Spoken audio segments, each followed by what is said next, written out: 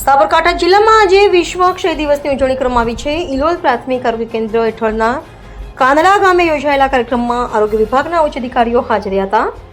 કાર્યક્રમ દરમિયાન સરપંચ મનરસિંહ ઝાલા દ્વારા ટીબીના દર્દીઓને પોષણ કીટનું વિતરણ કરવામાં આવ્યું હતું. આ સાથે આરોગ્ય વિભાગ દ્વારા ગામ લોકોને ટીબીના રોગ અને વ્યસન મુક્તિ અંગે માર્ગદર્શન આપવામાં આવ્યું હતું. આ કાર્યક્રમનો મુખ્ય હેતુ લોકોને ટીબી વિશે જાગૃતતા બનાવવાનો અને સ્વસ્થ જીવન શૈલી તરફ પ્રેરિત કરવાનો રહ્યો હતો. આબિદ અલીપુરા, સાબરકાંઠા. માનનીય સાહેબ, આપણે આરોગ્ય કરાર સાહેબોથી ગામના વડીલ ગ્રામજનો, હું એટલું કહેવા માગું છું, ટીબી એટલે બહુ ભયંકર રોગ નથી. એને તમે સામનો કરી શકો, તમે હિંમત રાખો, દવા પીએચસીની તમે સારવાર લઈ શકો, સાહેબોની એમની સલાહ લઈ શકો, તો તમે આમનો સામનો કરી શકો. બરાબર. મેં બી દવા ખાધી છે, મેં 3 મહિના દવા ખાધી છે, પણ તમને એવું ના લાગે હું આ ટીબીની દવા ખાધી છે. બરાબર. એટલે તમે સામનો કરી શકો અને સાહેબોની સંમતિ લઈ શકો અને એમની પીએચસી પર જઈ એમની સલાહ લો અને દવા લઈ શકો છો. બરાબર.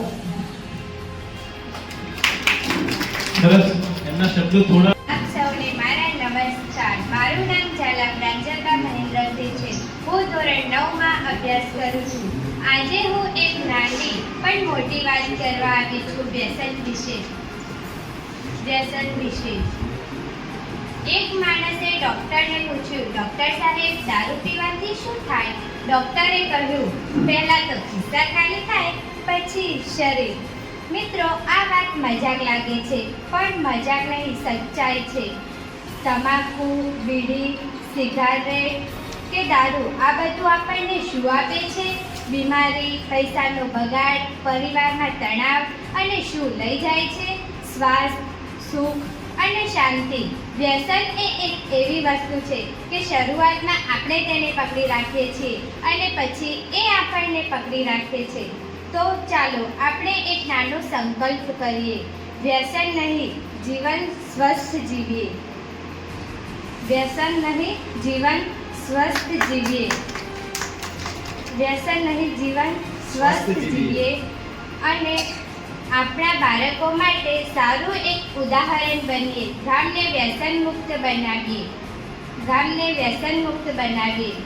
અને વ્યસન છોડો, જીવન જોડો. વ્યસન છોડીને આપણે ટીબી જેવા રોગોને અટકાવીએ છીએ.